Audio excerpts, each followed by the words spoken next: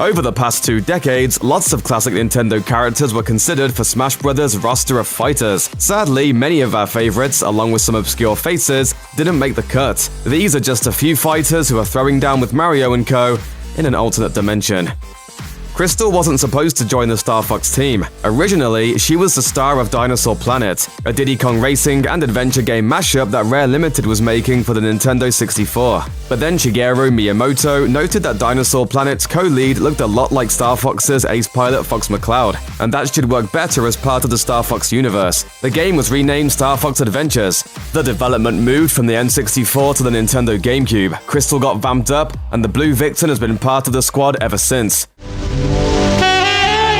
Wow, she's beautiful. Next up for Krystal, Super Smash Bros. Brawl, of course. Unfortunately for fans, however, that didn't go according to plan. In an interview with Nintendo Dream, Smash Bros. Boss Masahiro Sakurai admits that he considered putting Krystal in the game's roster, but decided to go with Fox McCloud's arch-rival Wolf O'Donnell instead, simply because Krystal would have taken too much work. With Wolf, the Super Smash Bros. Team could reuse some of what they'd already made for Fox and Falco. Krystal, on the other hand, would have needed to be a totally new character. Given the limited time frame, Sakurai and company decided to go with the easier, faster option, and Krystal's been stuck on the sidelines ever since.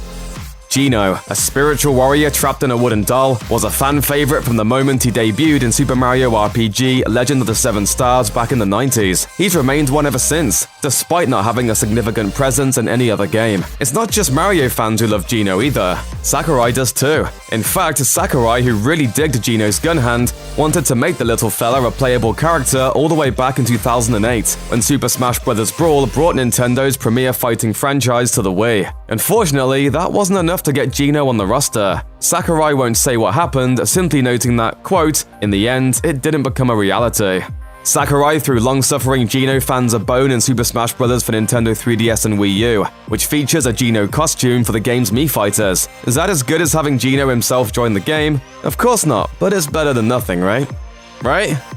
Sure, in this reality, Pac-Man might be the only famous Bandai Namco export to appear in the Smash franchise. But somewhere in the infinite multiverse, there's a version of Smash where he's clashing with another big-name Namco ass-kicker, namely Tekken's Heihachi. That's right, Sakurai and the Super Smash Bros. Team strongly considered putting the powerful elderly anti-hero in Smash 4, which makes sense when you consider that Bandai Namco helped develop the game. So why didn't Heihachi make the final list? The way he moves simply wouldn't translate well to Smash's unique battle system, that's all. That doesn't mean that Heihachi won't appear in a future Smash game, of course.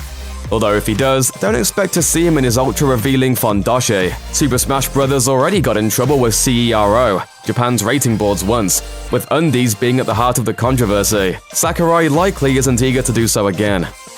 For the most part, the extended Donkey Kong Country family is pretty well represented in Super Smash Bros. But what about Dixie? Oh sure, Diddy Kong's ponytailed girlfriend has technically been a part of Smash since Melee as a collectible. But Dixie has headlined a very own game, Donkey Kong Country 3 Dixie Kong's Double Trouble. Surely she deserves a spotlight as a playable character, right? Sakurai thinks so. In fact, the Smash Bros. Maestro wanted Dixie to appear in Super Smash Bros. Brawl alongside Diddy. As Sakurai told Famitsu, Diddy and Dixie were originally two halves of an Ice Climbers-like team. Players would have been able to instantly switch between the duo. Unfortunately, as development continued, quote, various difficult parts emerged and the plan was scrapped. Diddy went on to join Super Smash Bros. Brawl as a solo act, and Dixie's been nowhere to be found on the character select screen. Still, she's fared better than Kiddy Kong, Dixie's Donkey Kong Country 3 co-star, who hasn't appeared in any Smash game before Super Smash Bros. Ultimate, not even as a dinky little trophy.